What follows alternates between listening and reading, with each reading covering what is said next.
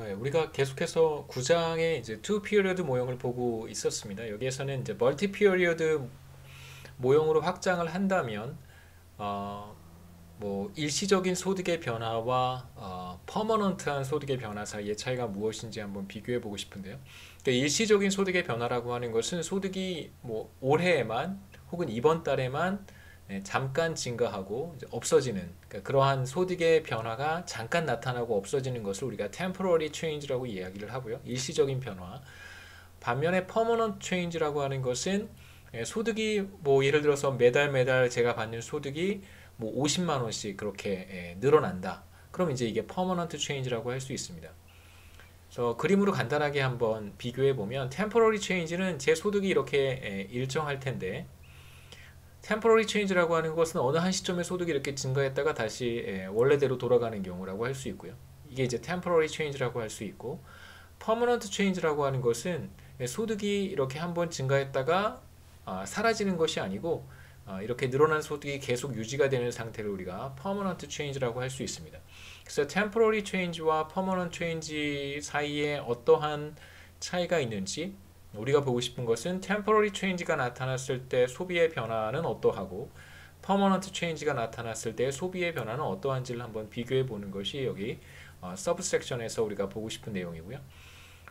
그냥 간단하게 한번 모형을 만들어 봤어요.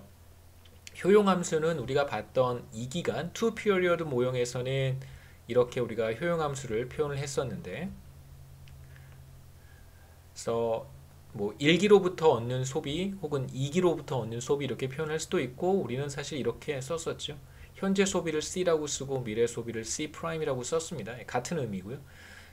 여기에서 베타를 1이라고 두고 1이라고 두면 지워도 되겠죠. 1이라고 두고 이제 기간이 모두 두 기간만 있는 것이 아니고 T 기간 동안 있는 경우, 그래서 매 기간마다 뭐 한 기간을 1년이라고 생각하면 좋겠습니다. 첫 번째 해의 소비로부터 얻는 효용, 두 번째 해의 소비로부터 얻는 효용, 이렇게 해서 마지막 시점이 T기고요. T기 시점, 그러니까 T 시점의 소비로부터 얻는 효용이 이제 로그의 CT라고 보면 좋겠습니다. 자, 이제 예산 제약을 한번 표현해 볼 텐데, 예산 제약도 사실 우리가 앞서 봤던 문제랑 동일합니다.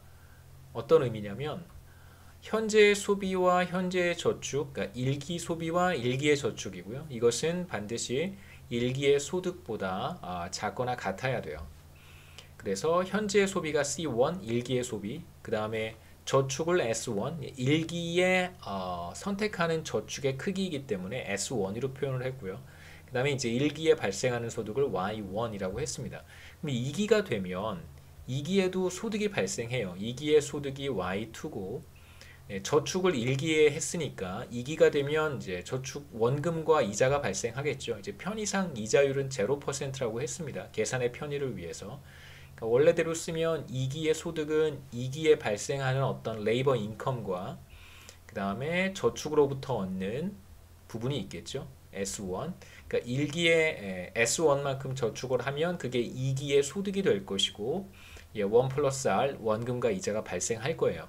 이게 이제 2기의 소득인데 편의상 이자율은 0%라고 했으니까 그냥 S1만 남겼습니다. 그 다음에 이제 2기에 똑같은 선택을 하는 거예요. 소비를 하고 그 다음에 또 일부를 저축을 합니다. 다음 기를 위해서 하는 저축이고요. 그러니까 뭐 차입이라고 생각하셔도 상관없어요. 뭐 빌려와도 괜찮고. 그래서 S2만큼 저축을 하면 이제 3기가 되면 똑같이 표현할 수 있겠죠. 3기에 소득 Y3가 발생할 거고, 이제 2기에 S2만큼을 저축을 했으니까 만약에 이자율이 R이라면 원금 플러스 이자 해서 S2라고 쓰면 될 거예요. 이게 바로 3기의 소득이 됩니다. 저에게 disposable income은 3기에 발생하는 소득 Y3와 2기에 저축한 거 S2에 이자가 발생할 테니까, 그럼 이제 마찬가지로 동일한 선택을 하는 것이죠. 3기에 소비를 하고 4기를 위해서 또 저축을 하는 거예요. S3 죄송합니다. 그러니까 이런 식으로 예산 제약을 모두 T기까지 표현할 수 있겠죠. 그래서 1기와 2기, current future period의 two period 모형을 확장을 하면 같은 의미로 조금 단순화해서 예산 제약을 표현할 수 있어요. 그 다음에 이제 마지막 기가 조금 특이한데 뭐 2기간 모형과 동일하죠.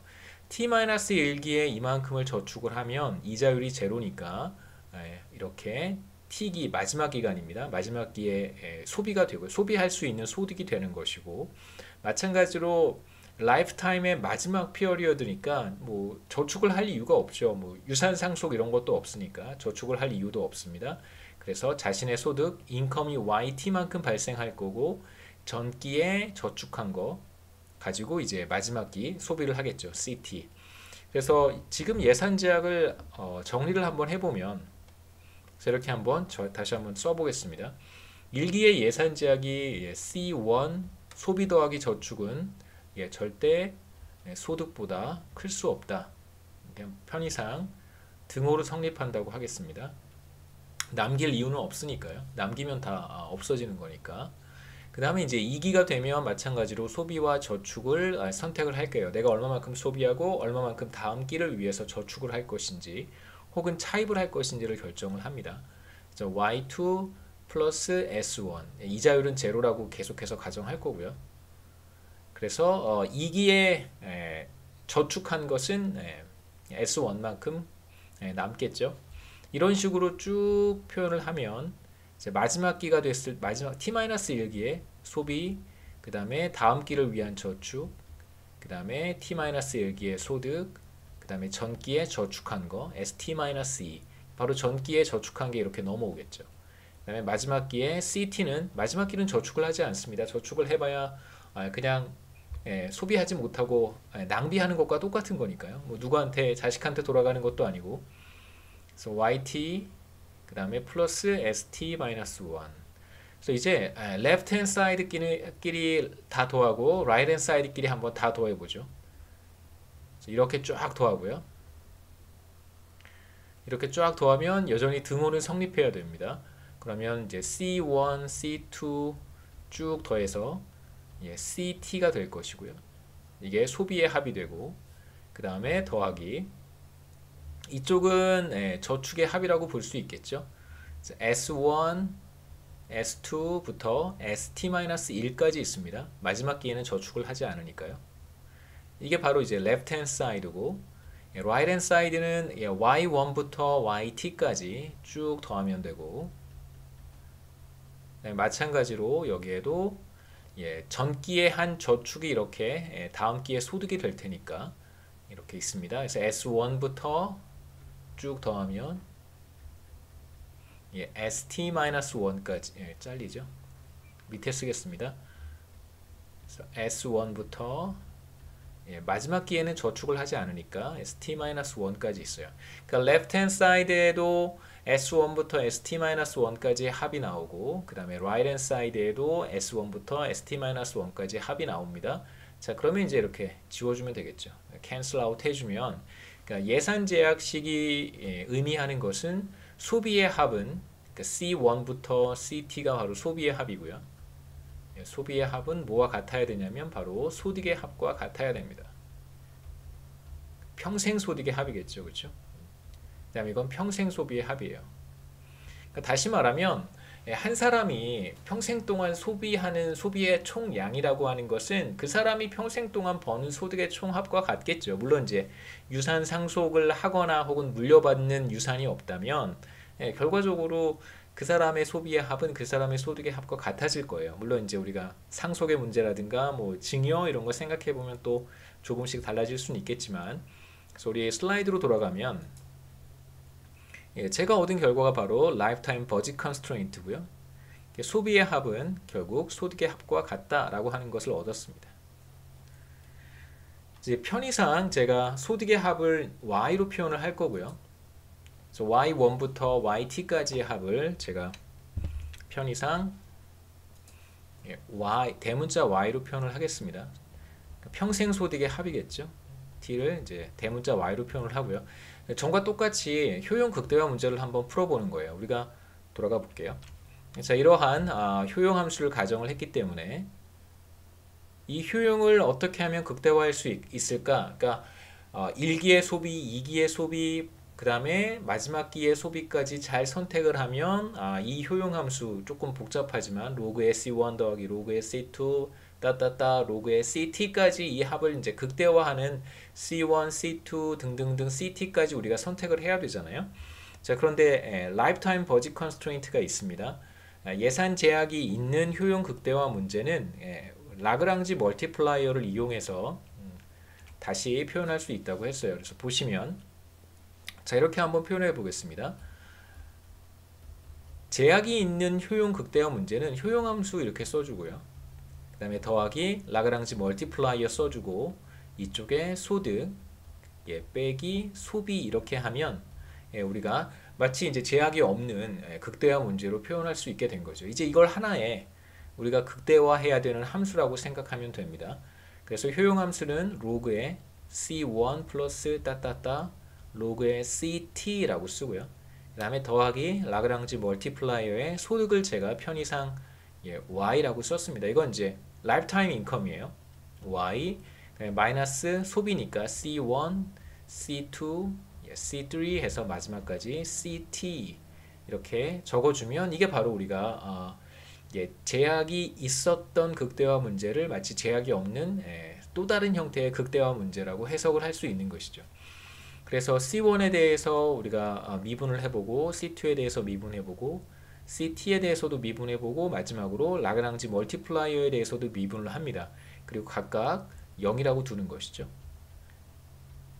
그래서 극대화 문제 혹은 극소화 문제를 우리가 풀 때 0이라고 두는 이유는 간단해요. 전에도 말씀드렸지만 실제로 이렇게 생긴 어떤 함수를 우리가 극대화하고 싶습니다. 그러면 우선 해야 되는 것은 기울기를 계산하는 거예요. 기울기를 쭉 다 찾아보는 거예요. 이 점에서의 기울기, 그 다음에 이 점에서의 기울기도 또 찾아보고요. 이 점에서의 기울기를 찾아보고 이 점에서의 기울기 다 찾습니다. 그래서 기울기를 찾는 것이 바로 한번 미분하는 거고요. 그 다음에 극대점이라고 하는 것은 바로 이렇게 그 뭐죠? 수평선과 접하는 접점 여기가 바로 그거에 대응하는 x 가로축을 x라고 해보죠. 그거에 대응하는 x 값이 바로 극대점이잖아요. 극대점을 찾는 방법은 바로 기울기가 제로가 되는 그러니까 다시 말하면 가로축과 평행한 어떤 선을 딱 찍으면 그게 바로 그때의 x 값이 바로 우리가 찾고 싶어하는 극대점이 되는 것이죠. 그래서 0이라고 두는 거예요. 미분을 하는 것은 바로 기울기를 찾는 것이고 그걸 0이라고 두는 것은 그러니까 equal to 0이라고 쓰는 것은 그 중에 무수히 많은 기울기가 있는데 그 중에 0인 기울기에 대응하는 x 값을 찾겠다는 것입니다. 그래서 이걸 우리가 일계 조건 first order condition이라고 부르고요. 그러니까 이런 방식으로 우리가 계산을 하면 솔루션을 찾을 수 있는데 다시 한번 제가 적어 보겠습니다. 자, 로그 C1, 로그 C2, 로그 CT고요. 그 다음에 더하기 람다의 소득, 라이프타임 인컴 C1, C2, 그래서 CT까지. 그래서 이 부분을 잘 보시면 라이프타임 버짓 컨스트레인트를 이렇게 표현한 거예요. 이렇게 생각하시면 돼요.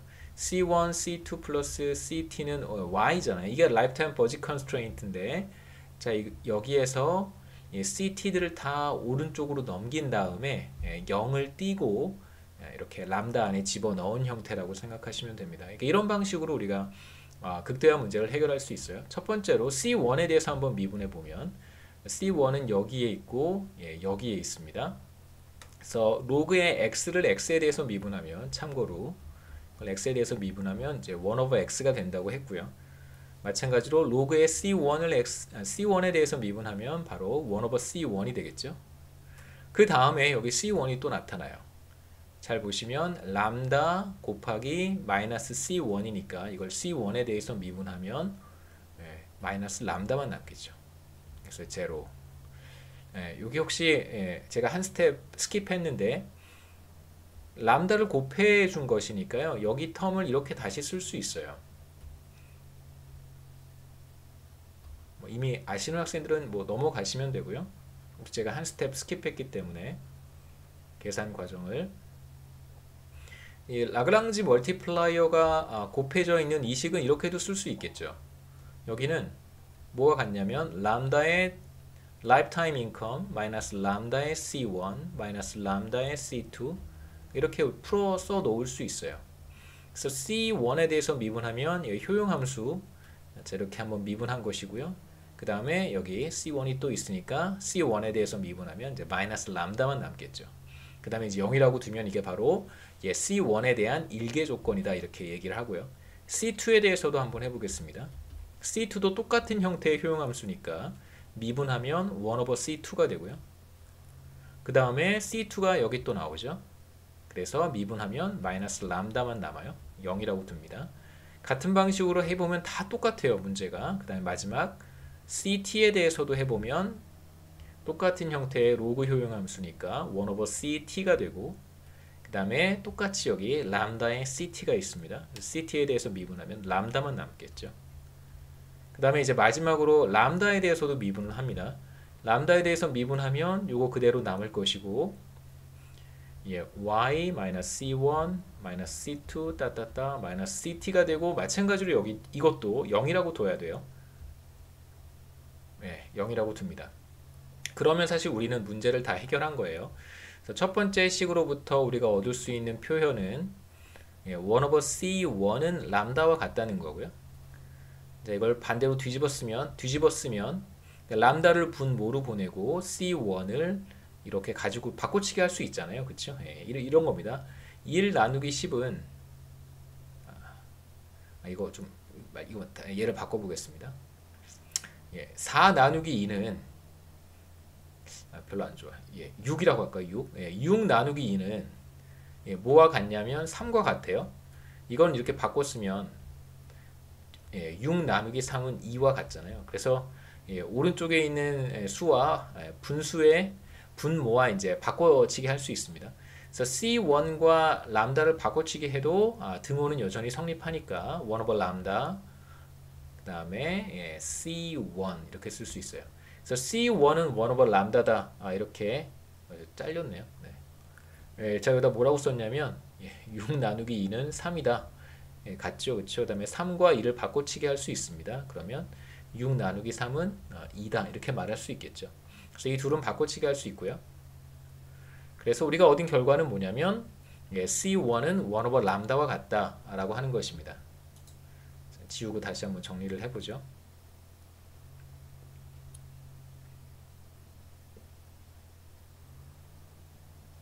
그래서 우리가 첫 번째 일개 조건 C1에 대한 일개 조건으로부터 얻은 결과는 그걸 다시 한번 써보면 C1은 1 over 람다와 같고요.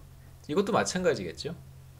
그래서 이것도 람다를 오른쪽으로 넘겨주면 이렇게 쓸 수 있고 그 다음에 C2와 람다를 바꿔치기 하는 거예요. 그러면 똑같이 C2는 1 over 람다가 되고 그 다음에 마지막 CT도 같은 형태니까 1 over 람다가 됩니다.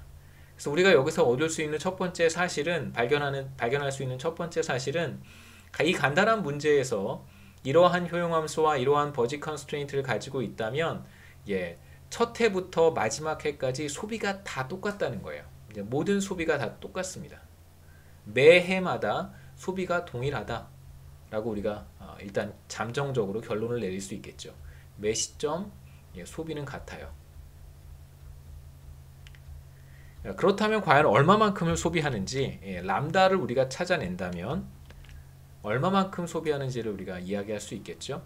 그래서 우리가 얻은 결과는 C1은 1 over 람다, C2도 1 over 람다, 따따따, CT도 1 over 람다라고 하는 사실을 얻었고 그 다음에 우리가 사용하지 않은 일개 조건이 하나 남아 있었어요. 그게 뭐냐면 라그랑지 멀티플라이어 람다에 대해서 미분한 다음 0이라고 두었던 바로 이 식입니다. 이건 다시 표현해 보면 이제 C1부터 CT를 다 오른쪽으로 넘기면 결국 뭐가 같아지냐면 Y는 소비의 합과 같아지겠죠. 결국 라그랑지 멀티플라이어 안에 있는 식이라고 하는 것은 예산 제약으로부터 온 것이기 때문에 라그랑지 멀티플라이어에 대해서 미분을 해서 0이라고 두면 우리가 어떤 식을 다시 리트리브 하는 거냐면 예산 제약을 다시 얻는 거예요. 그래서 우리는 예산 제약을 이렇게 표현할 수 있습니다. 자, 우리가 예산 제약과 이 모두 T계죠. T계 식을 가지고 C1, C2 다 찾아낼 수 있어요. 우리가 모르는 미지수가 모두 몇 개냐면 t 플러스 1개예요. C1도 모르고 C2도 모르고 쭉 CT까지 모릅니다. 우리가 모르는 unknowns는 모두 t개예요. 거기에다가 또 뭐 어떤 unknown이 하나 포함되어 있냐면 람다라고 하는 라그랑지 멀티플라이어도 어떻게 생겼는지 우리는 몰라요. 그래서 모두 t 플러스 1개의 미지수가 있고 다행히 우리한테는 몇 개의 식이 있냐면 첫 번째 식, 두 번째 식, t개, t번째 식과 t 플러스 1번째 식까지 모두 t 플러스 1개의 이퀘이션이 있습니다. 그러니까 우리가 모르는 unknowns가 모두 t 플러스 1개고요. 그 다음에 우리가 가지고 있는 이퀘이션의 개수가 모두 t 플러스 1개예요. 이렇다면 우리는 연립방정식을 풀 수 있고 그거에 대한 솔루션도 찾을 수 있습니다. 보통은 이제 식이 두 개, 미지수가 두 개인 그러한 방정식은 다 해결할 수 있으니까요. 물론 이제 여러 가지 특수한 상황을 제외하면 이건 지금 특수한 상황에 적용되지 않습니다. 그래서 우리는 솔루션을 찾을 수 있어요. 자, 어떻게 찾냐면 간단한 방법입니다. 첫 번째 식을 이렇게 대입하고요. C1에 대입하고 두 번째를 C2에 대입하고 쭉 다 대입하는 거예요. 쭉 다 대입해서 다시 표현해 보면 lifetime income은 C1 대신에 1 over 람다를 써주고 C2 대신에 1 over 람다, C3도 1 over 람다, 쭉 해서 마지막 CT도 1 over 람다가 되겠죠. 잘 보시면 1 over 람다가 모두 몇 개 있냐면 t개 있는 거예요. 그래서 이것을 이렇게도 쓸 수 있겠죠. t 곱하기 1 over 람다. 1 over 람다가 모두 t개 있으니까요. 자, 그러면 거의 다 됐습니다. 이제 이걸 어떻게 표현해 보냐면 1 over 람다는 뭐가 될까? 1 over 람다에 대해서 한번 풀어보죠. 여기를 지우겠습니다.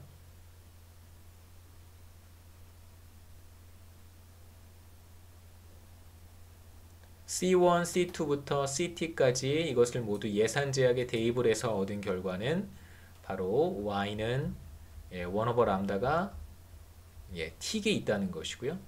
자, 이 식을 1 over 람다에 대해서 풀면 1 over 람다는 t분의 1 y가 되겠죠. 다시 말하면 1 over 람다라고 하는 것은 뭔지는 잘 모르겠지만 라이프타임 인컴을 t로 나눈 것이다 라고 볼 수 있어요. 자, 그런데 1 over 람다는 잘 들여다봤더니 뭐와 같냐면 C1, C2, 그래서 CT와 같아요. 그래서 우리는 다 문제를 해결한 것입니다.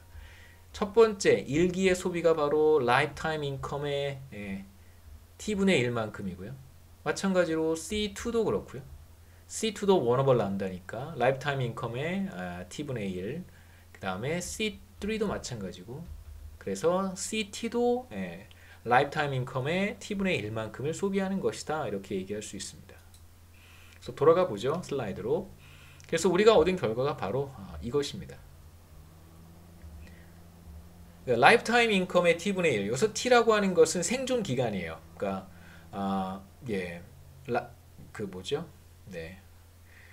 몇 년 동안 살 수 있는가? 자신의 생존 연령이라고 할 수 있겠죠. t. 편의상 제가 만약에 뭐라고 표현했냐면 t가 만약에 50이라면 50년을 산다면 50년을 살아요. 그러면 1기의 소비, 2기의 소비, 50기의 소비, 이렇게 우리가 표현할 수 있는데 1기의 소비는 뭐와 같냐면 자신의 평생 소득의 50분의 1을 소비하는 것이고 2기의 소비는 자신의 평생 소득의 50분의 1을 또 소비하는 것이고, 이러한 의미라는 것입니다. 라이프타임 인컴을, 그러니까 평생 자기가 벌 수 있는 소득을 정확히 균등하게 나누어서 매해마다 소비하는 것이다 라고 이제 생각해 볼 수 있는 것이죠. 그러니까 만약에 뭐 한 달 용돈을 받았어요. 만약에 30만 원 용돈을 받았습니다. 그러면 어떻게 소비하는 거냐면 매일 10,000원씩 소비하는 것이다, 이렇게 축약해서 생각해 볼 수도 있다는 것이죠. 극단적인 형태의 사실 example이라고 볼 수 있고요. 이제 여기에서 우리가 temporary change in income과 permanent change in income, 그러니까 일시적인 소득의 변화, 일시적인 소득 증가와 이제 퍼머넌트한 소득 증가, 영구적인 소득 증가 두 가지를 비교해 볼 텐데 그러니까 소득 증가가 어느 한 해에 한 번 발생했을 경우를 우리가 temporary change라고 얘기를 하고요. 감소해도 마찬가지입니다. 그러니까 증가하는 경우를 뭐 명시적으로 말하고 싶다면 temporary increase라고 하면 되고요. 여기에서는 뭐 일시적인 변화라고 해서 제가 편의상 첫 번째 기에 1기에 델타 Y만큼의 이제 소득 증가가 나타나는 경우라고 가정하도록 하겠습니다. temporary change이기 때문에 어느 한 시점에서만 변화가 나타나는 거예요. 그래서 1기의 소득이 델타 Y만큼 늘어났습니다. 그런데 이제 평생 소득의 합을 제가 대문자 Y로 표현을 했으니까 이걸 이렇게도 표현할 수 있겠죠. 그러니까 temporary change라고 하는 것은 lifetime income 플러스 어느 한 시점에 나타난 소득의 변화, 델타 Y 이렇게 표현할 수 있고 permanent change in income은 매 시점마다 소득 증가가 나타나는 거예요. 그래서 편의상 여러분의 이해를 돕기 위해서 매 시점마다 나타나는 소득의 증가가 동일하다.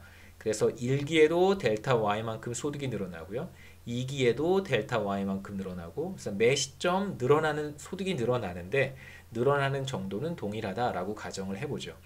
라이프타임 인컴을 제가 편의상 대문자 Y로 표현을 했는데 매 시점마다 소득 증가가 동일하게 나타나니까 여기에 편의상 그냥 T를 곱했습니다. 그러니까 모두 이게 T개가 있는 거죠. 그래서 T 곱하기 소득의 변합은 델타 Y. 그래서 temporary change는 그냥 어느 한 시점에 나타난 소득의 변화니까 그냥 lifetime income Y 플러스 델타 Y라고 표현할 수 있고요. 그 다음에 이제 permanent change는 매 시점 소득의 변화가 나타나는데 그 변화가 동일하다고 가정을 했습니다. 굳이 뭐 그렇게 가정할 필요는 없지만 이제 노테이션 기호를 조금 쉽게 표현하기 위해서 그 다음에 결과가 조금 더 이런 나이스해지거든요. 이렇게 표현할 수 있습니다. 자, 이제 우리가 살펴봤던 간단한 모형, 간단한 모형의 임플리케이션은 뭐였냐면 이거였었죠. C1 equal C2 equal 해서 CT equal lifetime income의 T분의 1만큼을 매 시점 동일하게 소비를 하는 것이 우리가 앞서 봤던 효용 극대화 문제의 결과였었어요. 만일 이러한 사람한테 소득의 변화가 나타났다면 그러니까 temporary change 혹은 뭐 permanent change 형태의 소득의 변화가 나타났다면 이 사람의 소비는 어떻게 될까? 첫 번째 temporary change의 경우 소득이 일시적으로 변화하는 경우 변화하는 경우 소비는 어떻게 될까? 그래서 이제 편의상 제가 첫 번째 기에 소득의 변화가 나타난다고 했고요. 그래서 뭐 다른 시점의 소비의 변화라기보다는 소득의 변화가 나타난 시점에서 소비의 변화는 어떻게 될까? 그래서 우리 1기에 소득이 일시적으로 늘어나는 경우를 앞서 봤고 그렇다면 1기의 소비가 어떻게 될까? 그러니까 당해 시점에서의 소득의 변화가 나타난 시점에서의 소비가 어떻게 변화할까를 한번 우리가 생각해 보겠습니다. 자, 중요한 것은 이 솔루션인데요. 이 솔루션에 따르면 라이프타임 인컴이 어떻게 되든 상관없어요. 라이프타임 인컴에 항상 50분의 1을 소비를 한다라고 우리가 생각해 볼 수 있습니다. 그래서 소득의 변화, 뭐 템포러리든 뭐 하여튼 변화가 나타나기 전에 첫 번째 1기의 소비는 자신의 라이프타임 인컴의 T분의 1을 소비하는 거였었어요. 그러니까 뭐 라이프타임이 50년이라고 한다면 50분의 1을 이번 해에 소비하는 것이다 라고 생각해 볼 수 있습니다. 자, 이제 라이프타임 인컴이 얼마나 변화했냐면 1기의 소득이 델타 Y만큼 변했기 때문에 라이프타임 인컴은 이제 Y 플러스 델타 Y, 스몰 Y만큼 소득이 이제 늘어난 거죠. 델타 Y만큼만 늘어났습니다. 자, 그렇다면 1기의 소비는 어떻게 될까? 이 문제를 다시 계산하실 필요는 전혀 없어요. 이 사람은 어떤 소비 패턴을 갖게 되냐면 라이프타임 인컴에 항상 T분의 1만 소비하는 거예요. 그런데 이제 자신의 라이프타임 인컴이 대문자 Y에서 이제 대문자 Y 더하기 델타 Y가 됐습니다. 그러니까 저기 분자만 달라진 거예요. 여기에다가 델타 Y만 분자에 더해 주시면 돼요. 라이프타임이 이만큼 늘어났습니다. 여전히 소비는 자신의 라이프타임 인컴의 T분의 1을 항상 소비를 하는 거예요. 여기에다가 y 값을 다르게 해서 우리가 앞서 계산했던 문제를 쫙 다시 계산해도 똑같은 결과를 얻을 수 있습니다. 그래서 일기의 소비가 얼마만큼 늘어나냐면, 그러니까 추가로 늘어나는 부분, 소득의 변화가 없었더라면 대문자 y 나누기 t만큼을 소비를 했는데 소득이 델타 y만큼 일기에 늘어나게 되면 일기에 늘어나는 소득, 자 이게 바로 일기에 늘어나는 소득이에요. 일기 소비는 당연히 라이프타임 인컴의 t분의 1만큼을 소비를 할 테니까 늘어난 소비는 얼마만큼이냐면 바로 요만큼이겠죠. 그러니까 temporary change에 의해서 늘어나는 소비의 변화분은 정확히 델타 y 나누기 t입니다. 이게 얼마 정도가 되냐면 우리가 이렇게 예를 하나 생각해 보죠. 일기에 늘어난 소득을 $1000라고 한번 해보면 그 다음에 이제 라이프타임을 50년 대문자 t가 50이라고 해보면 일기에 늘어나는 소비가 얼마만큼이냐면 $20만큼이라는 거예요. 그러니까 지금 우리가 굉장히 극단적인 형태의 컨섬션 스무딩이 일어나고 있는 모형 간단한 계산을 했더니 극단적인 형태의 컨섬션 스무딩이에요. 그러니까 컨섬션을 매기 똑같이 유지하는 그러한 사람이라는 뜻입니다. 물론 이제 하이퍼테리컬한 컨슈머긴 하지만 매기 똑같이 유지하는 사람이에요. 그런데 어느 한 시점에 소득이 확 늘어났습니다. 그럼 이 사람은 어떻게 소비를 조정하냐면 늘어난 소득을 다시 50분의 1에서 쓰는 거예요.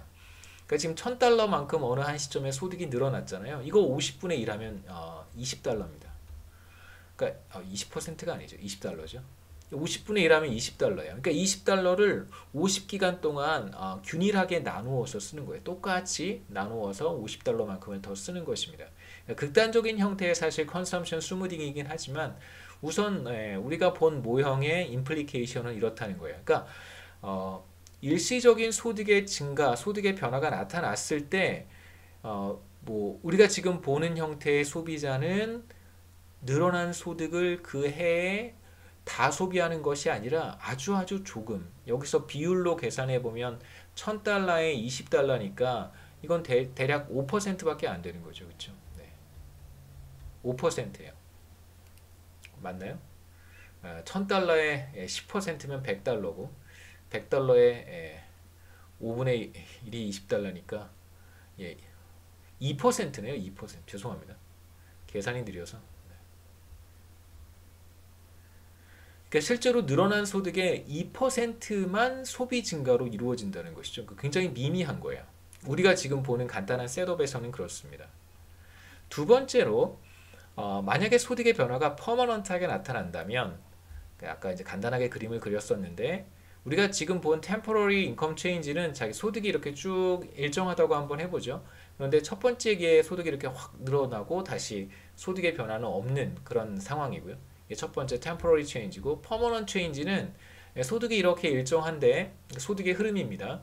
그러니까 income stream이라고 생각하시면 돼요. 굳이 뭐 이럴 필요가 없겠죠. 인컴은 이렇게 이런 인컴 스트림 생각하셔도 상관없어요.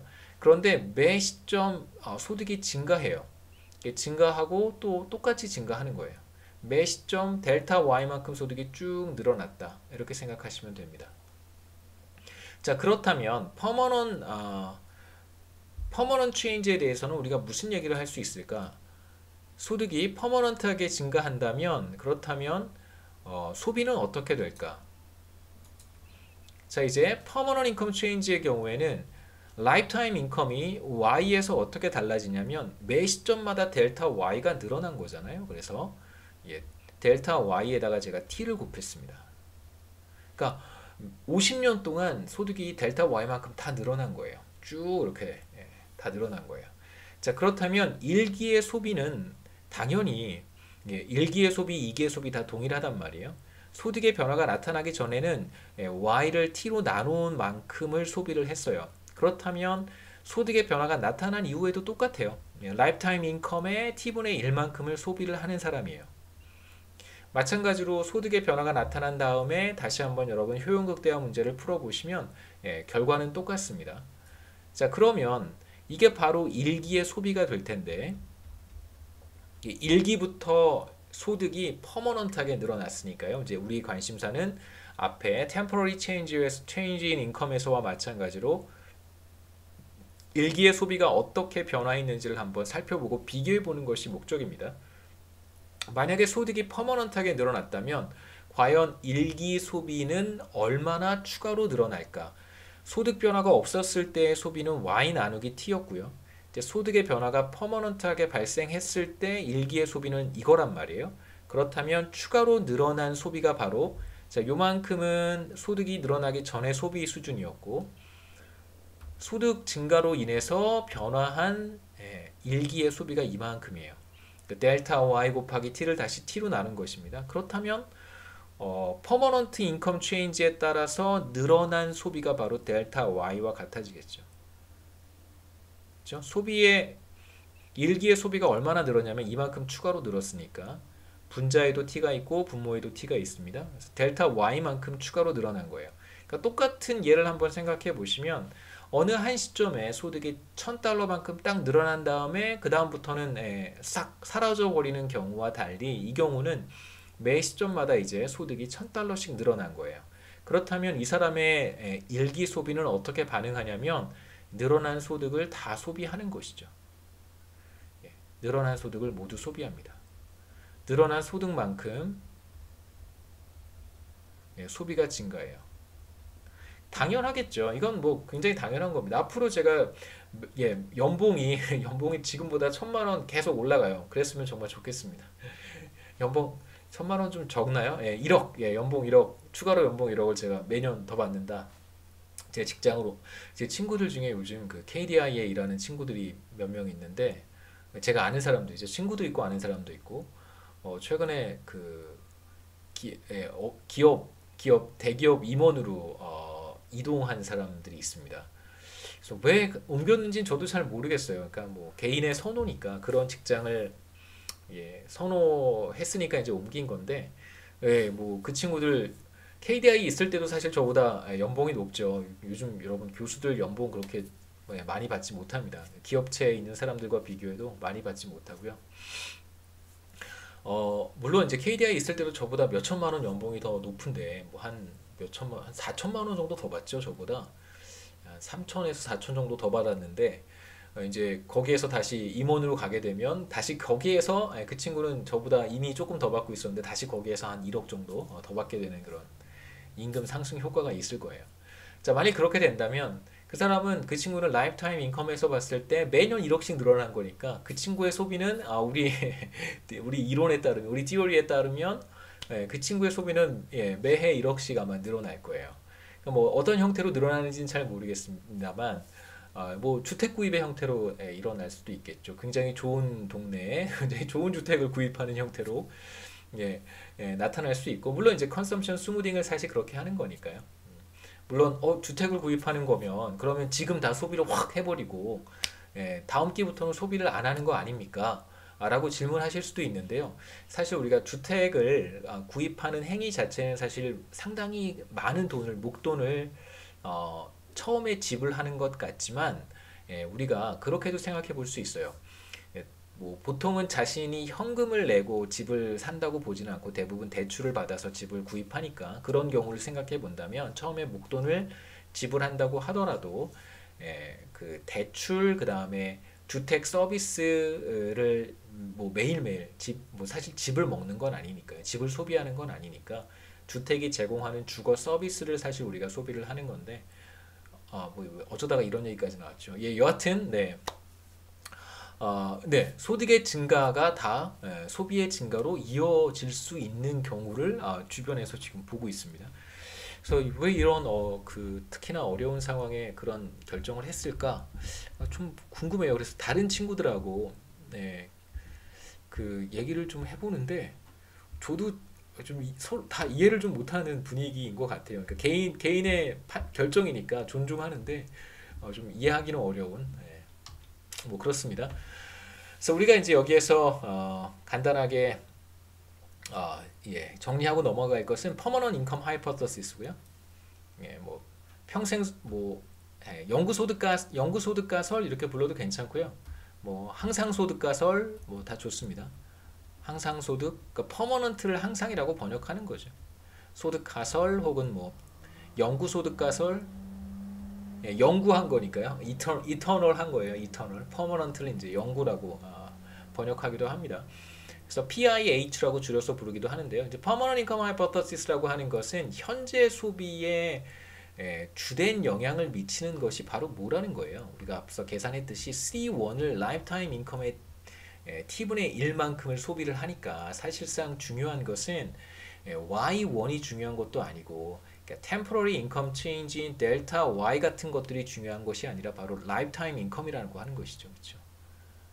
아니면 델타 Y가 매기 이렇게 퍼머넌트한 소득의 변화가 나타난다면 모를까 그렇지 않다면 사실 현재 소비에 중요한 영향을 미치는 것은 바로 라이프타임 인컴이거나 혹은 퍼머넌트 인컴이라고 하는 거예요. 그래서 퍼머넌트 인컴이 바로 현재 소비에 영향을 미치는 주된 요인이다 이렇게 우리가 얘기해 볼 수 있습니다. 그러니까 temporary income change와 permanent income change 사이의 어떤 차이를 효과죠. 이 효과를 우리가 어떻게 이해해 볼 수 있냐면 정부의 텍스 컷을 통해서 한번 확인해 볼 수 있습니다.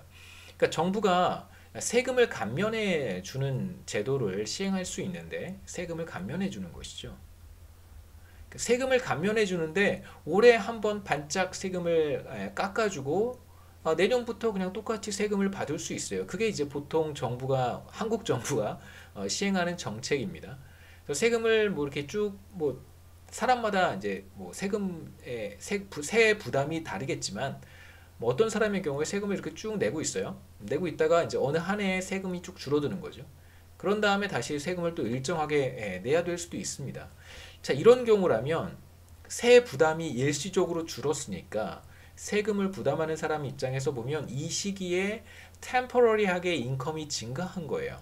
그러니까 세후 소득 혹은 뭐 디스포저블 인컴, 처분 가능 소득이 텍스 컷이 발생했던 있었던 시기에 이제 소득으로 본다면 소득이 쭉 일정하다가 세금을 냈으니까요. 세금을 깎아주었거나 혹은 세금을 감면받았던 혹은 텍스 리펀드가 있었던 세금을 환급받았던 시기에 소득이 확 늘어나겠죠. 그런 다음에 다시 이제 정상화된다면 그렇다면 소득은 이렇게 되는 거예요. 그럼 이제 우리가 이러한 현상 두 번째죠. 일시적인 텍스 컷이라고 하는 것은 사실 소비에 그렇게 큰 영향을 미치지 않을 것이다라고 예상해 볼 수 있습니다. 그러니까 단 경제 주체들이 소비자들이 지금 우리가 보고 있는 매우 강한 형태의 컨섬션 스무딩을 한다면 그렇다면 우리가 무슨 얘기를 할 수 있냐면 어느 한 시기에 정부가 세금을 깎아주거나 혹은 세금을 환급해주는 정책을 시행한다고 하더라도 경기 부양 효과는 크지 않을 것이다. 그러니까 소비가 늘어나는 정도는 50분의 1만큼 늘어난다는 거잖아요. 우리 이그젬플에 보면 각 사람마다 예를 들어서 100만 원씩 세금을 환급해 줬습니다. 세금을 깎아줬습니다. 근데 그게 일시적이에요. 그렇다면 사람들이 그 중에 얼마만큼을 소비에 반영하냐면 뭐 대략 평균적으로만 30분의 1 정도라고만 얘기해도 뭐 크게 다르진 않을 거예요. 그런 효과가 상대적으로 이제 미미하다고 볼 수 있겠죠. 반대로 정부가 세금 감면이라고 하는 것을 이렇게 일시적인 거시경제 안정화 차원에서 일시적인 그러니까 일회성 정책으로 시행하지 않고 이걸 이제 일종의 이제 조세 정책이라고 할 수 있겠죠. 그 조세 제도 자체를 바꾸는 정책. 그러니까 제도를 바꾸는 정책을 수행할 수도 있습니다. 그래서 이 제도, 그러니까 세제 개편을 하는 거예요. 세제 개편을 수행하게 되면 이러한 효과는 이제 단기적으로 텍스 컷이 나타나는 것이 아니라 이제 중장기적으로 뭐 기업이든 가게든 이제 세금이 줄어드는 그런 효과가 나타날 수 있겠죠. 그래서 제도를 바꾸어서 세금 감면이 이제 다른 형태로 나타나는 경우를 한번 생각해 볼 수 있습니다. 그래서 일시적으로 세금 한번 깎아주고 다시 이전 수준으로 돌아가는 것이 아니라 세제 개편을 통해서 내던 세금이 이제 어느 시점부터 줄어들어서 계속 줄어드는 상태. 이게 바로 우리가 지금 이야기하는 퍼머넌트 인컴 체인지라고 볼 수 있겠죠. 그러니까 소득 측면에서 본다면 이건 세금이고요. 소득 측면에서 본다면 세후 소득 혹은 뭐 디스포저블 인컴이 이렇다가 세제가 개편이 됐어요. 조세 제도가 바뀌었습니다. 그렇다면 그때부터 이제 세금이 줄어들 테니까 소득은 늘어날 거고 이 늘어나는 소득이 지속되겠죠. 이게 바로 우리가 앞서 봤던 퍼머넌트 인컴 체인지라고 볼 수 있습니다. 그렇다면 이러한 효과는 에, 사실상 매우 크다라고 볼 수 있겠죠. 그 늘어난 세금만큼이 다 소비로 이어질 가능성이 높다라고 볼 수 있습니다. 그 다음에 이제 우리 챕터 9에서 비교적 중요한 이슈에 도달했고요. 9장에서 보려고 하는 이제 핵심은 사실상 이제 이자율의 변화에 따른 차입자와 그러니까 렌더와 바로워들의 어떤 의사결정의 변화를 보는 거예요. 렌더 입장에서는 이자율이 변할 때 어떻게 행동하는지, 바로워들 입장에서 이자율이 변할 때 어떻게 행동하는지를 보면 사실 바로워는 빌리는 사람들은 지금 빌리고 빌려주는 일종의 대부 시장 혹은 크레딧 마켓을 우리가 살펴볼 텐데 크레딧 마켓이라고 하는 것은 일종의 대부 시장이고요. 그러니까 돈을 빌리고 빌려주는 사람들이 서로 만나서 자금을 거래하는 그런 시장이라고 볼 수 있습니다. 비교적 큰 규모의 시장이고요. 여기에는 정부가 뭐 국채를 발행을 해서 자금을 조달하는 그러한 기능도 수행을 하는 시장이라고 생각하시면 좋겠습니다. 기업도 마찬가지예요. 기업도 채권을 발행해서 자금을 조달할 수 있는데 그러한 시장, 그러니까 완벽한 의미에서의 자본시장은 아니지만 자본시장의 기능까지 일부 포함되어 있는 시장, 크레딧 마켓을 우리가 9장에서 볼 텐데 크레딧 마켓에서 디맨드 사이드와 서플라이 사이드를 우리가 생각해 볼 수 있습니다. 그러니까 디맨드 사이드는 그러니까 크레딧에 대한 디맨드는 바로 어떤 사람들이냐면 바로워들이고요. 크레딧을 수요하는 사람들이 뭐냐면 바로 바로워들이에요. 빌리는 사람들. 우리가 이제 기업들도 사실 돈을 빌릴 수 있는데 여기에 기업의 문제까지 집어넣으면 너무 복잡해지니까 기업은 사실 우리가 보지 않고 하우스홀드만 바로우와 렌더로 구분을 했어요. 그러니까 현실에서는 그렇지는 않죠. 기업들도 많이 들어오니까. 그래서 현실을 굉장히 이렇게 단순화했다는 것만 기억하시면 되고요. 그렇다고 하더라도 우리가 문제의 본질을 흐트러뜨리지는 않습니다. 본질을 흐리지는 않고 우리가 보고 싶은 것들은 다 볼 수 있어요. 그 다음에 서플라이 사이드를 우리가 또 생각해 볼 수 있는데 서플라이드 사이드에선 누군가 자금을 공급해야 돼요. 여유 자금이 있는 사람들이 금융기관, 은행, 금융중개기관들을 통해서 펀드를 필요로 하는 사람들에게 그 펀드를 제공을 해줄 거예요. 그렇다면 우리가 지금까지 9장에서 봐왔던 모형의 어떤 전반적인 그림에서 누가 자금을 공급하냐면 바로 렌더들이겠죠. 저축하는 사람들 혹은 렌더들. 그래서 제가 처음에 시작할 때 가게를 하우스홀드를 바로워들과 렌더들로 구분한 것입니다. 그래서 한쪽이 디맨드를 구축하고 다른 한쪽이 서플라이를 구축할 것이고요.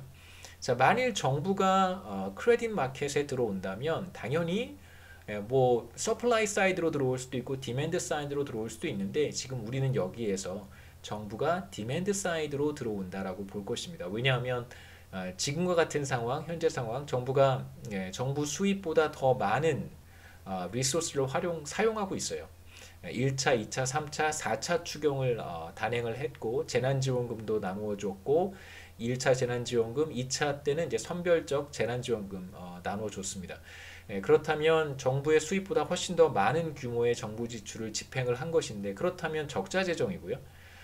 이러한 재원을 어떻게든 마련을 해야 되는데 가장 대표적인 예가 바로 국채를 발행하는 것이고 국채 발행을 하기 위해서는 누군가 국채를 매입을 해야겠죠. 그 다음에 매입했다는 것은 그것에 상응하는 자금이 정부에게 들어왔다는 뜻입니다. 다시 말하면 크레딧 마켓에 정부가 참여한 거고요. 정부는 바로어로 크레딧 마켓에 들어간 거죠. 펀드가 필요한 상태였으니까 빌리기 위해서 자금을 빌리기 위해서 크레딧 마켓에 참여했다라고 우리는 보겠습니다. 그래서 정부가 크레딧 마켓에 바로로 참여한다면 어떤 결과가 나타날까? 이러한 이야기들을 이제 남은 시간 챕터 9장, 챕터 9에서 우리가 할 거고요. 우선 그 출발점으로 이자율의 변화에 따른 바로워들과 렌더들의 어떤 행태의 변화를 먼저 보도록 하겠습니다.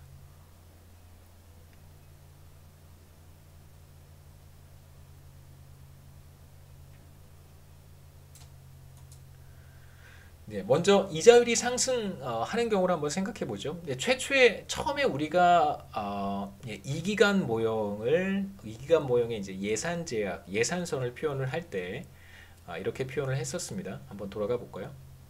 한 10페이지쯤에 있을까요? 네, 얼추 맞췄네요. 네, 11페이지? 예, 잠시만요. 예, 9페이지에 있습니다. 8페이지인가요? 8페이지에 있습니다. 8페이지에 예산 제약 이렇게 표현을 했었고요. 예산선의 그 라이프타임 버짓 컨스트레인트예요. 예산선의 기울기가 이제 1 플러스 R, 뭐 부호를 띄고 절대값으로 이야기해도 괜찮습니다. 마이너스 1 플러스 R인데, 자, 만일 이 경우 이자율이 상승한다면 어떻게 될까? 그렇다면 예산선은 기울기가 달라질 거예요. 그런데 여기서 중요한 것은 이자율이 변할 때 예산선이 이렇게 뭐 가팔라질 수도 있고 뭐 완만해질 수도 있습니다. 어떤 방향으로든 이렇게 회전할 텐데 반드시 어느 한 점을 중심으로 회전해야 돼요. 바로 그 점이 인다우먼트예요. 자, 왜냐하면 이 사람은 자신의 부존점을 항상 선택할 수 있어요. 그러니까 빌려주지도 않고 빌리지도 않는 점은 항상 선택할 수 있어요. 그러니까 현재 소득 이만큼을 현재 소비하고 미래 소득 이만큼을 미래에 소비할 수 있어요. 이 점은 항상 선택할 수 있습니다. 그러니까 나의 부존점, 인다우먼트 포인트를 선택했다는 것은 말 그대로 빌려주지도 않고 빌리지도 않는다는 거예요. 그럼 이 점은 이자율의 변화로부터 완전 자유로워야 되는 것이죠. 그러니까 사실 크레딧 마켓을 전혀 이용하지 않는 거니까요. 그래서 이자율 변화에 따라서 예산선이 가팔라질 수도 있고 완만해질 수도 있는데 반드시 이 부존점을 중심으로 예산선이 회전해야 됩니다. 그래서 우리가 몇 페이지에 있었죠? 한 40페이지쯤 되나요? 네, 넘어갔습니다. 제가 슬라이드를 네, 다시 봤더니 좀 틀린 부분이 있어서 네, 뭐 강의 하면서 제가 고쳐야 될 부분들 말씀드리고요. 삭제해야 될 슬라이드도 하나 있고 뭐 불필요하게 또 뭐 한 장 더 들어가 있는 경우도 있고요. 말씀드렸듯이 이자율이 변하면 반드시 예산선이 변화해야 돼요. 왜냐하면 예산선의 기울기가 1 플러스 R이기 때문에. 자, 그런데 기억하셔야 되는 것은 부존점은 변해서는 안 되는 거예요. 부존점을 항상 선택할 수 있어야 되고 부존점을 선택했다는 것은 이자율의 변화로부터 자유롭다는 뜻입니다. 그렇기 때문에 반드시 이자율의 변화가 나타났을 때 부존점을 중심으로 이렇게 여기가 부존점이라면 이렇게 회전해야 되는 거예요. 자, 그래서 우리의 부존점은 이고 이자율이 상승한다는 것은 예산선이 더 가팔라진다는 뜻입니다. 그래서 이자율이 상승한다는 것은 내가 저축을 했을 때, 세이버들, 렌더들 입장에서 한번 생각해 보시죠. 그러니까 렌더들 입장에서 내가 저축을 했을 때 미래에 더 많이 가질 수 있는 거잖아요. 이자율이 상승하면. 그렇기 때문에 미래의 구매력은 상대적으로 커지지만 반대로 미래에서 현재로 끌어올 때는 그만큼 코스트가 더 높아지는 거예요. 왜냐하면 더 높은 이자율을 희생해야 되기 때문에 그런 것이죠. 그러니까 그냥 저축을 했었더라면 미래에 더 많은 구매력을 얻을 수 있는데 미래의 소득을 굳이 그걸 현재 소비하기 위해서 끌어당겨 온다면 그만큼 더 코스트를 희생해야 되는 것이죠. 미래에 얻을 수 있었던 것을 그만큼 더 많이 포기해야 됩니다. 그래서 예산선에 우리 가로축의 절편과 세로축의 절편을 우리가 어떻게 표현했었냐면 가로축의 절편은 평생 소득의 현재 가치로 표현을 했어요. 한번 보시죠. 슬라이드에 나와 있긴 한데 제가 한번 여기다 적어 보겠습니다. 직관적으로 이해를 돕기 위해서 우리가 예산선을 이렇게 표시를 했고 여기 어디 부존점을 찍었고요. 2고 그 다음에 이제 여기가 그러니까 여기는 뭐냐면 현재 소비고요. 여기는 미래 소비란 말이에요. 그러니까 이 점은 모든 소득을 다 현재로 끌어당겨 와서 현재 소득은 뭐 당연히 현재 발생하는 거니까 미래 소득을 다 현재로 끌어당겨 와서 현재에 다 소비해 버리는 거예요. 그래서 여기 요 점은 뭐냐면 현재 소득 플러스 미래 소득을 현재로 끌어당겨 왔으니까 바로 평생 소득을 현재 가치로 표현한 것입니다. 그런데 지금 이자율이 상승했다는 것은 현재 소득은 뭐 전혀 달라지는 게 없죠. 이자율이 상승하더라도. 그런데 이제 미래 소득을 현재로 당겨와야 되기 때문에 이자율이 상승하면 그러면 미래 소득의 현재 가치가 당연히 떨어지겠죠.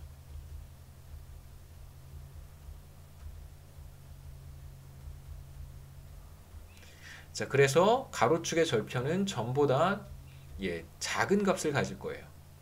이자율이 상승하게 되면 미래소득의 현재 가치가 떨어질 테니까 그래서 이쪽으로 예산선이 이렇게 이동하겠죠. 이렇게 이동할 거예요. 그 다음에 이제 미래소득을 생각해 보면 자, 요 점은 뭐에 대응하는 점이냐면 현재에 하나도 소비하지 않고 다 현재 소득을 다 모조리 미래로 보낸 다음에 미래에 다 소비하는 거예요. 그렇다면 이 점은 우리가 뭐라고 쓸 수 있냐면 현재 소득을 다 미래로 보냈습니다. 그래서 1 플러스 R을 곱해주고요. 그래서 원금과 이자가 미래에 발생할 것이고 미래에 발생하는 소득을 더하면 되겠죠. 이게 바로 C 프라임, 그러니까 세로축의 절편이라고 우리가 이야기했고 이자율이 상승한다면 생각해 보시죠. 어떤 현상이 나타나냐면 이자율이 상승한다면 이 전체의 가치가 전부 다 커지는 거예요. 당연하죠. 현재 소득을 현재에 소비하지 않고 다 미래로 보냈습니다. 미래 소득은 미래에 발생하는 거니까 이자에 영향을 받지 않아요. 그런데 현재 소득이 다 미래로 갈 때 이자율이 상승했기 때문에 그만큼 미래 가치로 평가한 나의 소득은 그 가치가 전부 다 커지는 거고요. 그러면 나는 전보다 미래에 더 많이 소비할 수 있을 거예요. 그래서 이 점은 이렇게 상승합니다. 그래서 이자율이 상승하게 되면 예산선은 부존점을 중심으로 해서 자 이렇게 시계 방향이죠. 시계 방향으로 이렇게 회전해요. 이게 뭐 시계의 뭐죠? 가운데 있는 점이라고 생각해 보시면 시계가 이렇게 시계 방향으로 이동했다는 것을 우리가 확인할 수 있습니다. 자, 이게 바로 이자율 상승의 효과고요. 그래서 예산선은 이자율이 상승하게 되면 전보다 더 가팔라지고요. 스티프해지고 중요한 것은 부존점인 2를 중심으로 피봇한다는 거예요. 회전이 아니고 회전. 죄송합니다. 회전하게 됩니다. 그 다음에 이제 직관적인 의미를 좀 생각해 보실 필요가 있는데 이자율이 상승한다는 것은 어떤 의미가 있는가? 이자율이 상승한다는 것은 내가 오늘 소비를 하지 않고 10,000원을 저축을 하게 되면 내년에 혹은 미래에 더 많이 소비할 수 있는 거잖아요.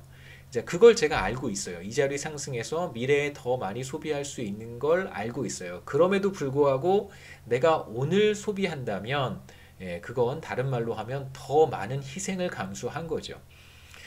전보다 항상 비교 시점은 이자율이 상승하기 전과 상승한 후를 비교하는 것입니다. 이자율이 상승했음에도 불구하고 제가 오늘 소비를 늘린다면 그러면 저는 더 비싼 소비를 지금 하고 있는 거예요. 그래서 간단히 표현하면 이자율은 소비의 상대 가격이고요. 이자율이 상승했다는 것은 뭐는 더 비싸지고 뭐는 더 싸진 거냐면 현재 소비는 더 비싸지고 current consumption은 더 비싸지고 이자율이 상승할 때 현재 소비는 더 비싸지고요.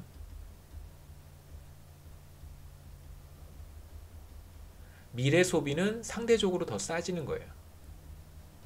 그러니까 여기에서 중요한 것은 그러니까 현재 소비와 미래 소비가 어떤 절대적인 가격이 있어서 이 가격이 막 올라가고 내려가고 의미하는 것이 아니고요.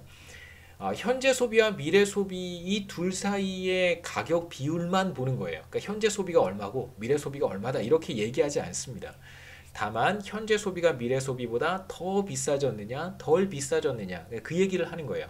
이자율이 상승했다는 얘기는 현재 소비가 미래 소비보다 조금 더 비싸진 거예요. 그렇게 이해하시면 되겠습니다.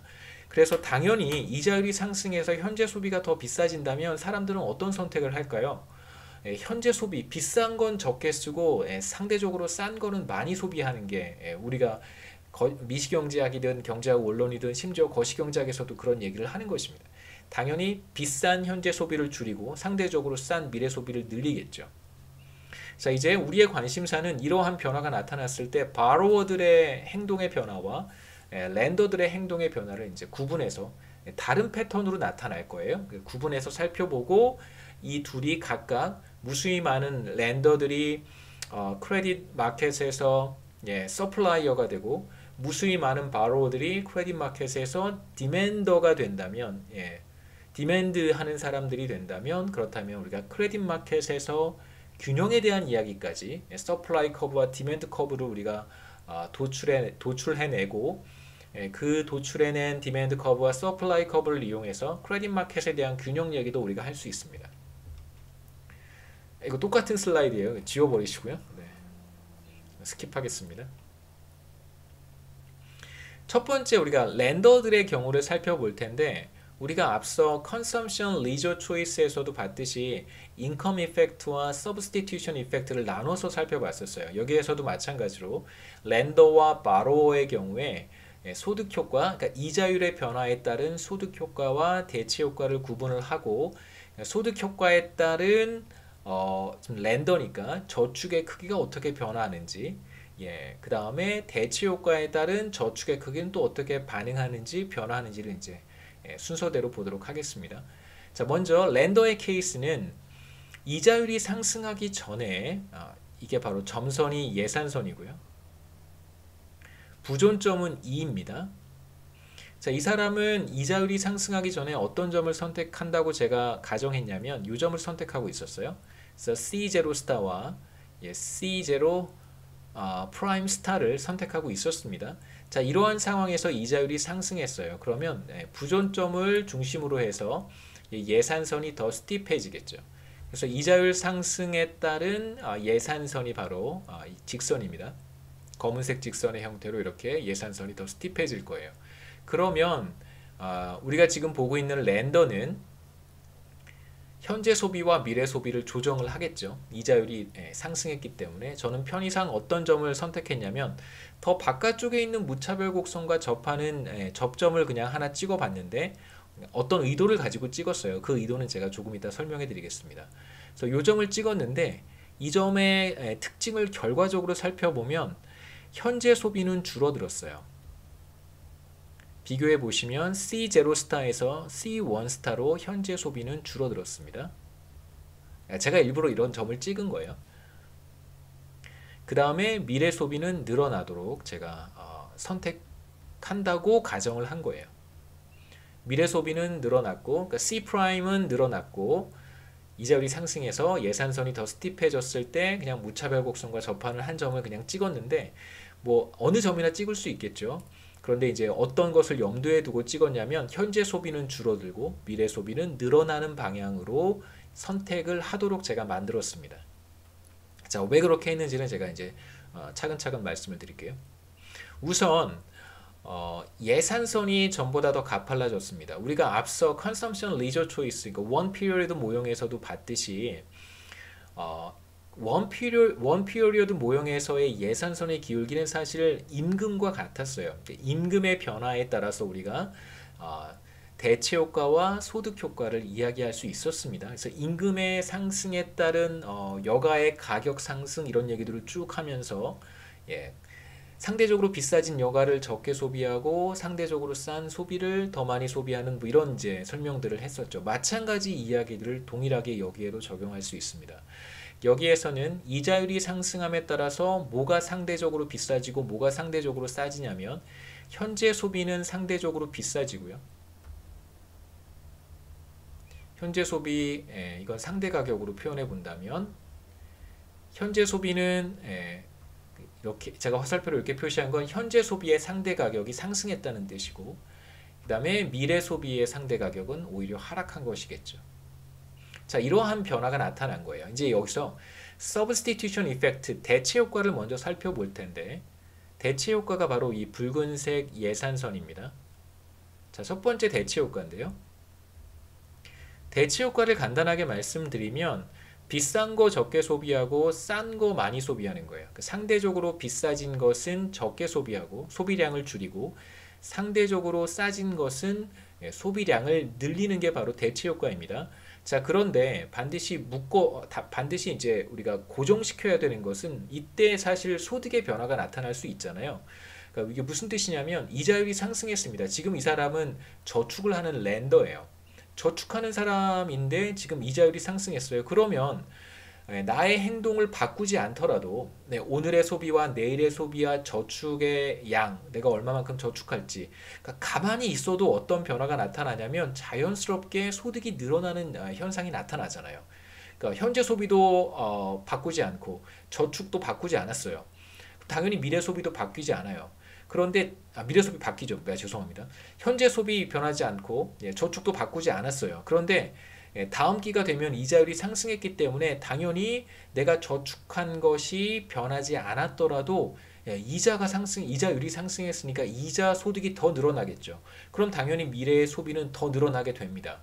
그러니까 가만히 있어도 소득이 증가하는 효과가 있기 때문에 우리가 여기에서 반드시 분리해내야 되는 것은 이자율 상승에 따른 소득 증가 효과를 분리를 해내야 돼요. 그래서 1차적으로 보려고 하는 대체 효과라고 하는 것은 이자율이 상승하기 전에 이 예산선을 한번 보시고요.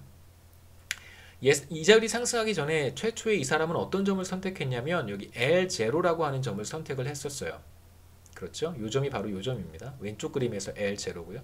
그래서 L0를 선택하고 있었는데 만일 소득의 증가 효과는 없고 순수하게 상대 가격만 바뀌었다면 이 사람은 어떤 선택을 할까를 한번 그림으로 표현해 보자라고 한 것이 붉은색 예산선을 그려보는 거예요. 이 붉은색 예산선의 의미는 뭐냐면 말씀드렸듯이 이자율이 상승하게 되면 가만히 있어도 미래에 더 많이 소비할 수 있게 됩니다. 그러니까 이 사람은 사실상 인컴 이펙트를 누리는 거예요. 이자율 상승에 따른 인컴 이펙트를 누리고 있어요.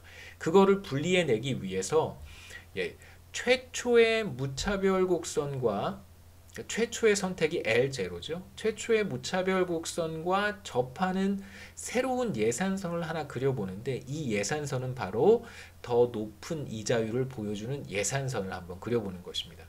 그래서 첫 번째 단계로 우리가 해야 되는 것은 소득 효과를 한번 분리해내고요. 그 다음에 그러기 위해서는 새로운 예산선, 그러니까 상승한 이자율을 보여주는 예산선, 새로운 예산선을 원래의 무차별 곡선, 그러니까 L0를 선택할 때 이 점이죠. 이 점을 선택할 때 우리가 그렸던 가상적 소비자 렌더의 무차별 곡선과 접하도록 새로운 예산선을 무차별 곡선과 접하도록 그리는 거죠. 그렇다면 우리는 이제 F라고 하는 점을 찾아낼 수 있고 붉은색으로 표시해 보겠습니다. 그렇다면 이 사람은 F라는 점을 선택할 것이다 라고 우리가 얘기할 수 있어요. 그러니까 L0에서 F로 이동해 가는 건데 잘 보시면 무차별 곡선 상에서 단순히 변하는 거예요. 그러니까 소득 증가에 따른 이 사람의 만족도 증가. 당연히 이자율 상승하면 미래 소득이 늘어나요. 저축을 늘리지 않는다고 하더라도 이자 소득이 늘어나기 때문에 미래가 되면 더 많이 소비할 수 있습니다. 그럼 당연히 더 높은 효용을 얻을 수 있어요. 이걸 우리가 배제하자라고 하고 이자율의 변화를 반영한 붉은색 예산선, 이 예산선입니다. 이것을 원래의 무차별 곡선과 접하도록 그림을 그리면 그러면 순수한 대체 효과를 우리가 찾아낼 수 있어요. 그래서 L0에서 F로의 이동을 우리가 대체 효과라고 이야기를 합니다. 이게 바로 대체 효과예요. 대체 효과는 L0에서 점 F로의 이동을 보여주고요. 잘 보시면 대체 효과는 말 그대로 비싼 거 적게 소비하고 상대적으로 싼 거 많이 소비하는 것입니다. 그러니까 뭐가 상대적으로 비싸졌냐면 현재 소비가 상대적으로 비싸졌으니까 현재 소비는 줄이고요. 커런 컨섬션은 줄어들고 당연히 미래 소비는 늘어나겠죠. 퓨처 컨섬션은 늘어나요. 이거 단순하게 비싼 거 적게 쓰고 싼 거 많이 쓰는 거예요. 그게 바로 substitution effect고 그림으로 이제 그리는 것은 조금 조금 주의가 필요하겠죠. 하지만 뭐 직관적인 설명은 뻔합니다. 한번 그림을 지워보고 보시죠. 점 F를 선택했을 때와 점 L을 선택했을 때 L0에서 F로의 이동을 한번 비교해 보시면 현재 소비는 당연히 줄어들고요. 미래 소비는 당연히 늘어납니다. 그래서 얼마만큼씩 변화하냐면 현재 소비는 C0에서 대략 여기까지 이만큼 줄어들고요. 그 다음에 미래 소비는 C0에서 이만큼 늘어나겠죠. 그래서 이렇게 우리가 대체 효과에 따른 소비의 변화를 볼 수 있어요. 자, 그러면 우리가 살펴봐야 될 것은 저축은 어떻게 될까? 그러니까 애초에 이자율이 상승하기 전에 L0를 선택했었단 말이에요. 자, 이때 이 사람은 얼마만큼 저축을 하고 있었냐면 다른 색으로 표시하겠습니다. 이자율이 상승하기 전에 이 사람은 이게 자신의 소득이에요. 그러니까 2가 인다우먼트니까 자신의 소득 중에서 이 사람은 이만큼을 저축을 했던 거예요. 자, 그런데 현재 소비가 상대적으로 비싸져서 대체 효과에 의해서 현재 소비를 줄였습니다. 그 말은 곧 저축을 이만큼이나 더 늘렸다는 거겠죠. 저축이 이만큼 늘어난 거예요. 따라서 대체 효과에 따르면 저축은 늘어나요. 그러니까 이게 바로 이제 랜더에게 있어서 매우 중요한 특징이라고 할 수 있습니다.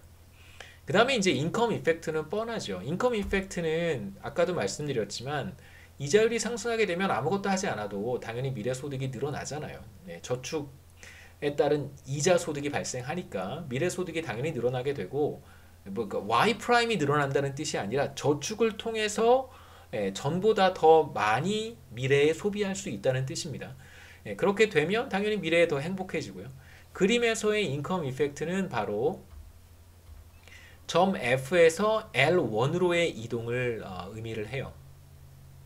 그래서 여기서 보시면 점 F에서 점 L1으로의 이동이 바로 인컴 이펙트입니다. 소득 효과고요. 소득 효과는 명백해요. 우리가 앞서 어떤 그 효용함수 혹은 프리퍼런스와 관련해서 어떤 가정을 했냐면 현재 소비도 노멀 굿이고 미래 소비도 노멀 굿이라고 했어요. 그 정상제라는 의미는 소득이 늘어날 때 소비량이 늘어나는 제화가 정상제입니다. 그러니까 현재 소비, 미래 소비 모두 당연히 인컴이 늘어나면 그러니까 예산선이 평행하게 지금 바깥쪽으로 이동했을 때의 현상이잖아요. 점 F에서 점 L1으로 이동하는 것은 잘 보시면 그냥 예산선이 평행하게 이동한 거예요. 이건 그냥 인컴 이펙트를 보여주는 것입니다. 그럼 당연히 현재 소비도 늘어나고 미래 소비도 늘어나야겠죠. 그러니까 저축이 어떻게 되는지 우리가 똑같이 한번 볼 수 있습니다. 한번 보시죠. 같은 색깔로 한번 해볼게요. 자, 이 경우에는 자, 저축이 substitution effect의 경우에는 저축이 이만큼 늘어나고요. 그러니까 자신의 소득이 이만큼이었었는데 이게 소득이잖아요. 현재 소득인데 소비가 여기 L0 수준에서 F만큼으로 소비가 떨어졌어요. 현재 소비가. 그러니까 당연히 저축은 늘어난 거고요. 그 다음에 이제 인컴 이펙트에 따르면 현재 소비가 늘어나야 돼요. 그래서 현재 소비는 다시 이렇게 늘어납니다. 그러면 저축은 줄어들어야겠죠. 대체 효과에 따른 대체 효과로 인한 저축은 늘어나야 되고요. 소득 효과에 따른 저축은 감소해야 돼요. 그래서 소득 효과 결과 저축은 감소하는 것으로 이제 나타납니다. 그래서 이걸 이제 정리해 보면 substitution effect에 따르면 현재 소비, 비싸진 현재 소비는 적게 소비하고 소비재는 적게 소비하고 상대적으로 싼 future consumption은 더 많이 소비하고요. 현재 소비가 줄어들 테니까 그만큼이 다 저축이 되겠죠. 저축은 증가해요. 이게 바로 대체 효과고 소득 효과는 제 인컴이 늘어났으니까 현재 소비, 미래 소비 다 늘리는 것입니다. 근데 현재 소득은 일정한데, 그렇죠? 현재 소득은 이만큼으로 일정한데, 제가 현재 소비를 늘린다는 것은 바꿔 얘기하면 저축을 줄인다는 뜻이죠. 그래서 substitution effect와 income effect를 합쳐보면 결과적으로는 사실 이 두 효과가 복합적으로 나타나는 거잖아요. 합쳐보면 토탈 이펙트는 알 수 없어요. current consumption, 현재 소비의 토탈 이펙트는 substitution 이펙트가 더 크다면 현재 소비는 줄어들 것이고 income 이펙트가 상대적으로 더 크다면 그러면 현재 소비는 늘어날 거예요. 하지만 이 두 효과 중에 뭐가 더 큰지는 우리는 아직 알 수 없습니다. 그렇다면 세이빙도 마찬가지겠죠. 그러니까 우리가 for sure 얘기할 수 있는 건 미래 소비가 증가한다는 것만 얘기할 수 있어요. 하지만 실제로 데이터를 이렇게 들여다보면 대체로 대체 효과가 소득 효과보다 훨씬 더 큽니다. 대체 효과가 소득 효과를 압도해요. 이건 우리가 앞서 레이버 서플라이에 대한 이야기를 할 때도 동일하게 했던 가정입니다. 그러니까 대체로 대체 효과가 인컴 이펙트보다 더 커요. 그래서 현재 소비는 줄어들고 제가 화살표 두 개를 표시한 이유는 이게 훨씬 더 크다는 뜻입니다. 세이빙도 늘어나는 효과가 감소하는 효과보다 더 크고요. 대체 효과가 더 크니까. 그래서 뭐 이건 의미가 없죠. 어차피 미래 소비는 늘어나는 것이니까. 자, 그래서 이 둘을 합쳐서 생각해 보면 현재 소비는 감소할 것이고 이자율이 상승할 때요. 현재 소비는 감소할 것이고 그 다음에 저축은 증가할 거예요. 그러니까 렌더 입장에서는 이자율이 상승할 때 현재 소비를 줄이고 저축을 늘리는 의사결정을 할 것이다 라고 우리가 생각해 볼 수 있습니다. 그래서 이거는 사실 특정한 한 사람의 렌더의 문제를 보기는 했지만 모든 렌더가 이러한 방식으로 행동한다면 물론 인다우먼트도 조금씩 다르고 얼마만큼 내가 소비를 늘리고 얼마만큼 저축을 늘리는가도 조금씩 다르겠지만 대체로 모든 렌더들이 이러한 방식으로 행동한다면 우리는 어떤 결론을 내릴 수 있냐면 실질 이자율이 상승할 때 저축은 늘어나는 거예요. 저축은 이게 세이빙스라고 생각하셔도 괜찮고요.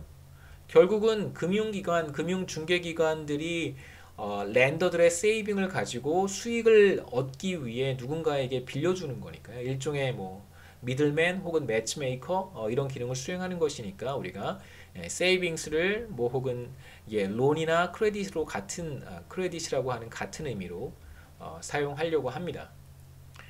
그래서 이자율이 상승할 경우에 렌더들은 더 많이 저축을 하고 그래서 더 많이 빌려줄 수 있기 때문에 여유자금이 아니라 일종의 론이죠. 크레딧 마켓에서의 자금에 대한 공급량이 늘어난다고 볼 수 있습니다. 그래서 이자율이 상승할 때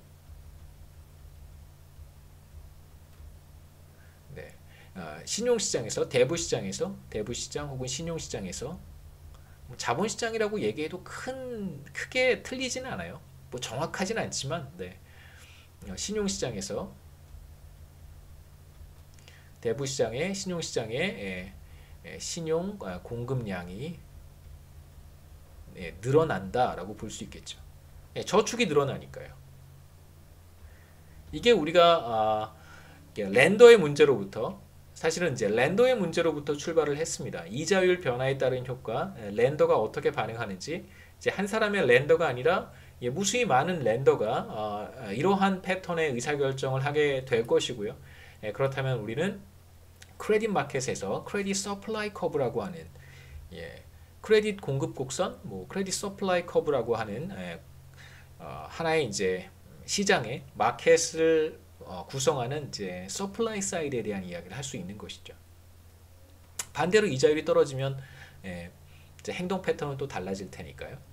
그래서 시간이 다 돼서 다음 시간에 이어서 이자율이 상승하는 경우에 이제 렌더가 아니라 바로워드는 어떤 식으로 의사결정을 하는지 보고 가능하다면 다음 시간에 한 20페이지 정도 남았는데 챕터 9을 마치도록 하겠습니다.